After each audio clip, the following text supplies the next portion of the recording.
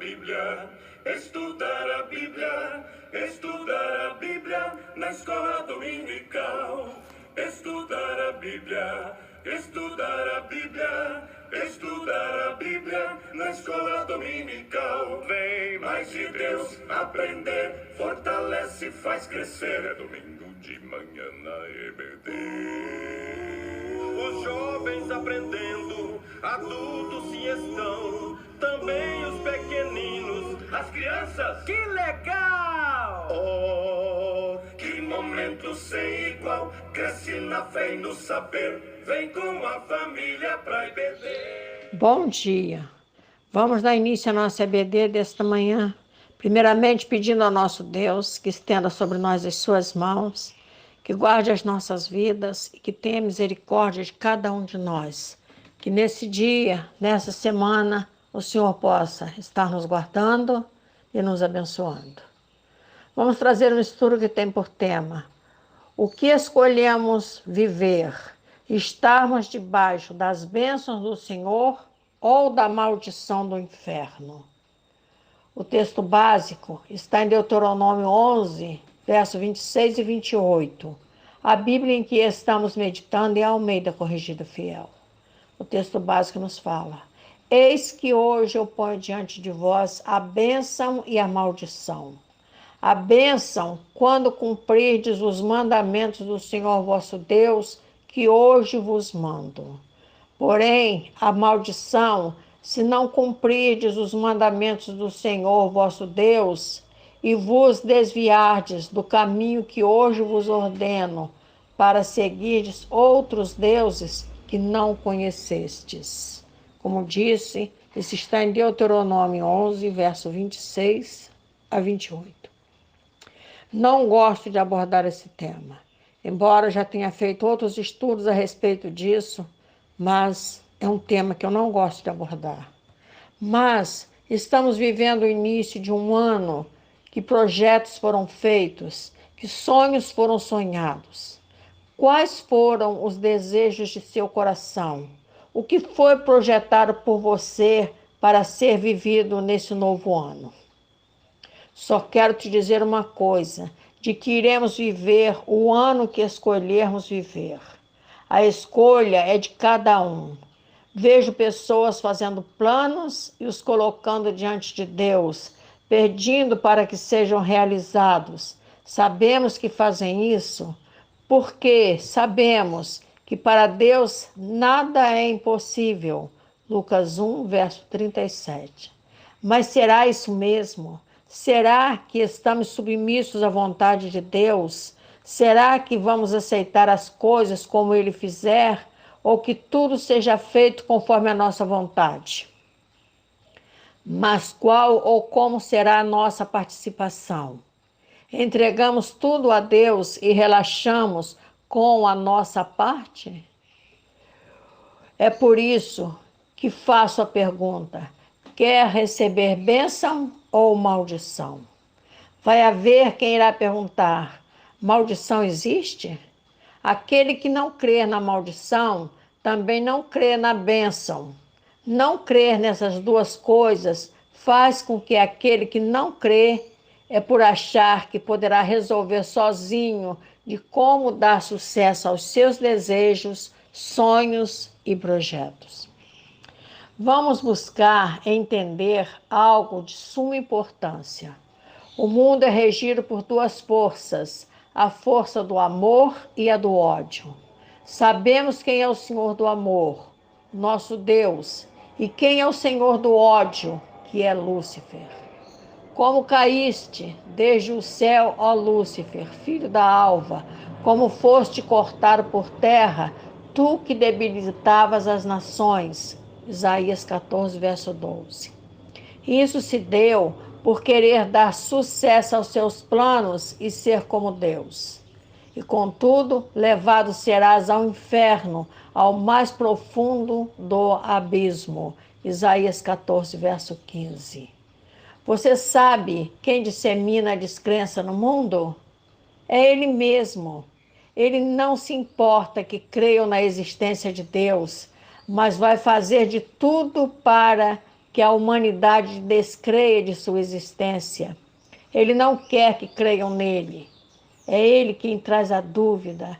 Ele é o Senhor do pecado. E uma de suas maiores invenções é aquela de fazer com que creiam que ele não existe. É isso mesmo, fazer com que duvidem de sua existência. Sabe por quê? Fazendo isso, ele leva a todos crerem na salvação de um modo ou de outro. Não crendo que ele existe, não creem no inferno e na sua existência. O que quer é fazer com que creiam que o Senhor existe e que não é maravilhoso, que vai ter sempre um plano de salvação para a sua maior criação. É por isso que encontramos muitos achando que serão salvos sem o sangue de Jesus. Já ouvimos muitos dizendo que Deus, como Pai, não iria deixar ninguém ir para o inferno. Em assim sendo, Deus não criou o inferno e não mandou o seu querubim Lúcifer para um lugar tão terrível. Dessa forma, o inferno não existe e Satanás também não. Assim, crendo, ele pode agir livremente em todos os seus planos.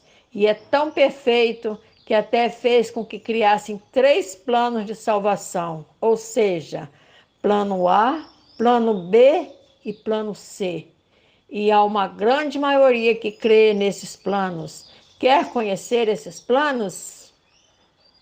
O plano A é o plano que foi instituído por Deus e que veio por intermédio de Jesus, que sendo Deus, veio a esse mundo e derramou seu sangue para que por ele viesse a salvação da humanidade. O plano B, a salvação pela reencarnação. É isso, a salvação vindo pela reencarnação. Nascendo e morrendo várias vezes, voltando sempre a esse mundo de dor e sofrimento, até que seja purificado dos pecados e assim receba a salvação. Mas tem o plano C. Aí encontro até uma igreja tida como evangélica que prega esse plano, baseando-se em várias passagens bíblicas de que há mais de um céu, como vemos na palavra que diz, até que o Senhor atente e veja desde os céus. Lamentações 3, verso 50. Os que morrem sem o merecimento contido no plano A são levados a um desses céus e lá irão encontrar o Hades, onde serão tratados, onde encontrarão pessoas designadas por Deus para pregar para esses condenados, que convencidos de que há um plano de salvação feito por Jesus, e assim sejam prontos, e então serão levados ao reino do Pai. Assim, Lúcifer, Satanás e o inferno estão descartados, e o Senhor do pecado poderá agir livremente. Em todos os momentos estaremos diante de bênçãos e de maldições. Isso porque Jesus nos abençoa e Lúcifer nos amaldiçoa. Vamos ver se conseguimos entender o porquê de tantas controvérsias e se as maldições podem ou não nos alcançar, assim como as bênçãos nos alcançam. Pode alguém ser maldito por maldição lançada? Certamente que sim, pois se assim não fosse, Jesus não necessitaria de ter se feito maldito para quebrar a nossa maldição. Cristo nos resgatou da maldição da lei, fazendo-se maldição por nós, porque está escrito, maldito todo aquele que for pendurado no madeiro. Gálatas 3, verso 13. Encontramos ainda na palavra, onde vemos que um verdadeiro cristão jamais será maldito, pois a maldição, como o pecado, já foi quebrada por Jesus, mas que a maldição não pode ser negada, isso não pode. E aquele que está em pecado, afastado de Jesus, vai estar sujeito em receber a maldição, pois é isso que relata a palavra. Todos aqueles, pois, que são das obras da lei estão debaixo da maldição, porque está escrito: maldito todo aquele que não permanecer em todas as coisas que estão escritas no livro da lei para fazê-las. Gálatas 3, verso 10. O que afasta a maldição é estarmos debaixo da graça e da proteção do nosso Deus. Para a pergunta que fazem, tem alguém poder para amaldiçoar? Eu, por mim, não teria a resposta, mas a palavra diz que sim. Vamos a Números 22, verso 6. Vem, pois, agora, rogo-te, amaldiçoa-me este povo, pois mais poderoso é do que eu. Talvez o poderei ferir e lançar fora da terra, porque eu sei que a quem tu amaldiçoares será amaldiçoado, a quem tu abençoares será abençoado. Isso foi requerido a Balaão, que, tendo recebido este pedido, foi ao Senhor para saber o que deveria fazer, e a resposta está nos versos 12. Então disse Deus a Balaão: não irás com eles, nem amaldiçoarás a este povo, porquanto é bendito. Números 22, verso 12. Aqui nós encontramos alguém angustiado diante do povo de Deus, e ele sabia que se fosse lançado maldição sobre eles, ele teria como prevalecer sobre Israel. E tanto era possível isso acontecer que Deus proibiu a Balaão de os amaldiçoar. Porque Deus proibiu Balaão de os amaldiçoar? Porque a maldição ocorre e tem poder de aniquilar quem foi amaldiçoado. Aqui nós vemos que é possível sim alguém lançar maldição sobre outra pessoa e essa pessoa passar a viver debaixo de maldição. Negar isso é negar a palavra de Deus, que se envolveu diretamente nessa questão. Foi consultado e respondeu. O povo que não serve a Deus se angustia diante de nós. Eles não veem onde estivermos, em nosso local de trabalho, nas escolas, nas ruas e até no templo. Nos olham como se fôssemos um dedo apontado para eles, para condená-los. Foi por isso que aquele homem foi pedir a Balaão que amaldiçoasse aquele povo. Se Balaão lançasse maldição sobre aquele povo, esta maldição poderia perturbar por gerações, e isso resta demonstrado no que vem a seguir. Porém, o Senhor teu Deus não quis ouvir Balaão. Antes, o Senhor teu Deus trocou em bênção a maldição, porquanto o Senhor teu Deus te amava.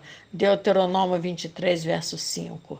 A palavra nos fala que o Senhor não quis ouvir a Balaão e transformou a maldição em bênção.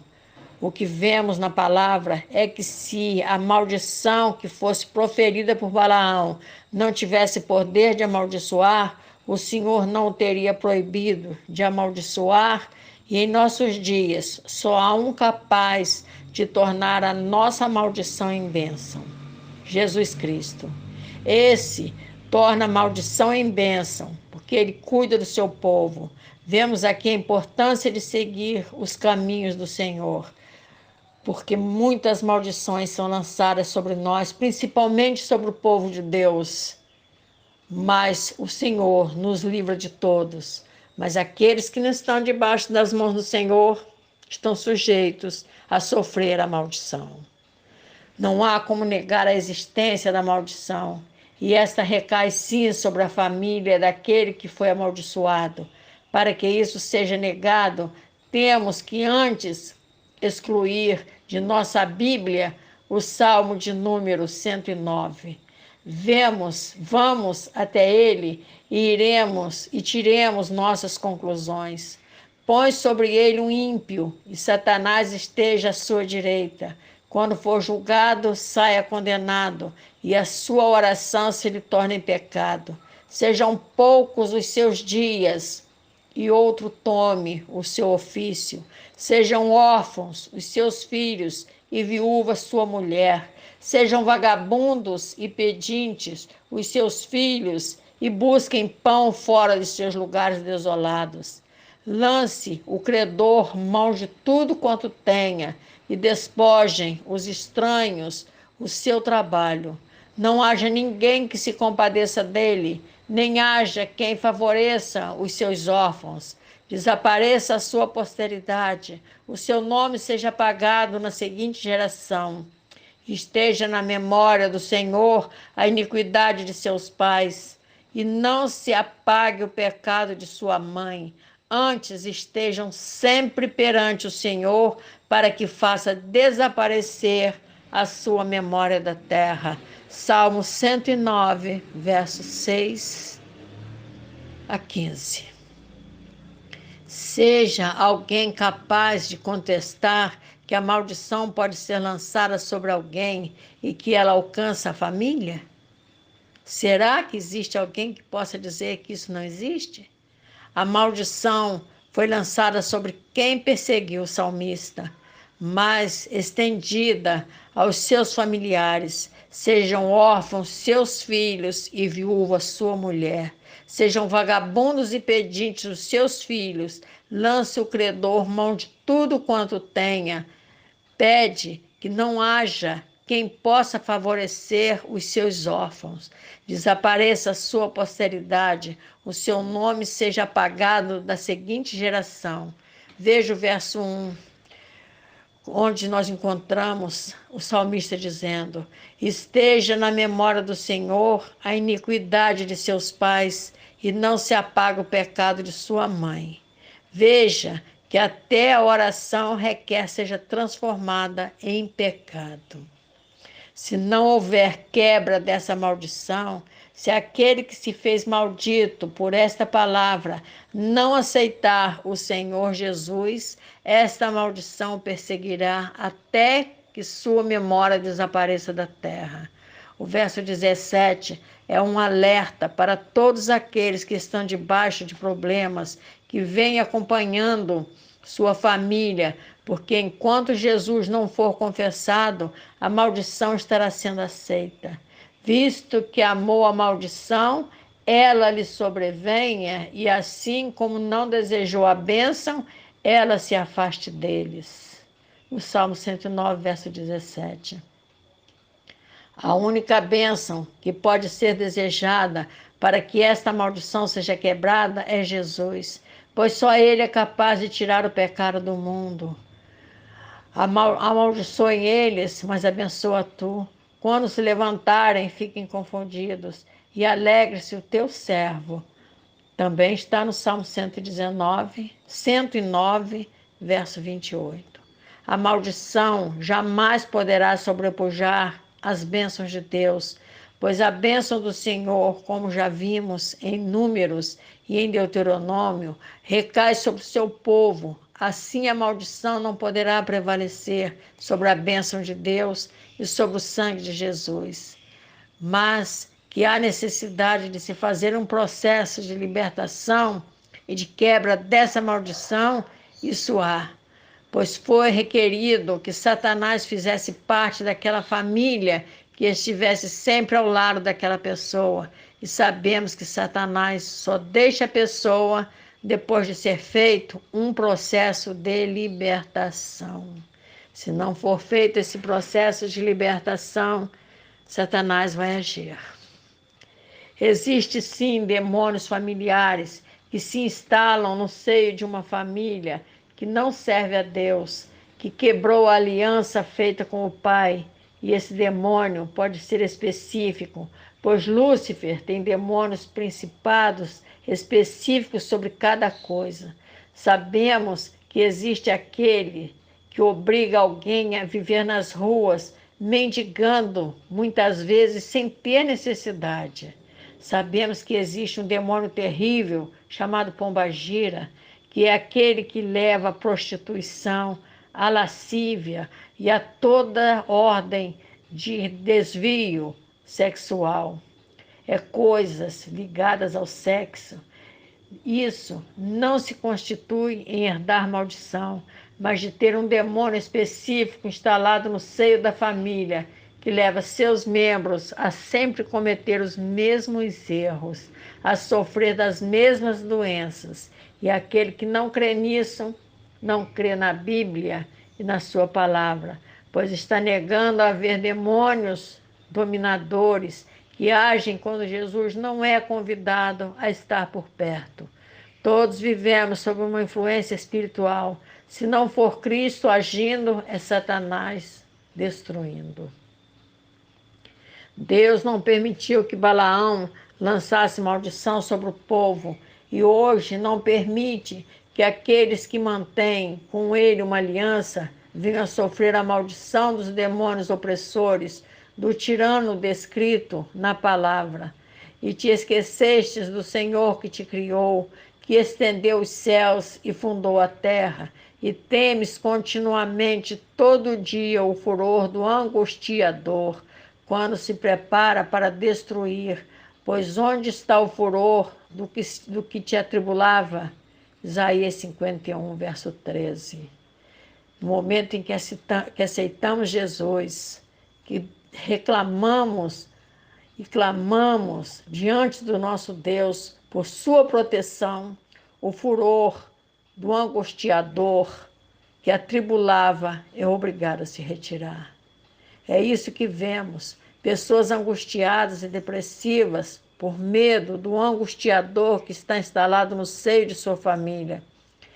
E esse angustiador, se não for reprimido pelo sangue de Jesus, ele permanecerá angustiando, não só a um, mas toda a família, pois todos acabam por serem atingidos. A ira de um respinga em todos, pois toda a vestidura culmina por ser manchada. Voltando à palavra, eu sozinho pisei no lagar, e dos povos ninguém houve comigo. E os pisei na minha ira, e os esmaguei no meu furor, e o seu sangue salpicou as minhas vestes, e manchei toda a minha vestidura. Isaías 63, verso 3. Encontramos na palavra do Senhor um rei chamado Saul, que tinha em seu coração a maldade e a inveja, e ao seu lado um jovem que amava a Deus.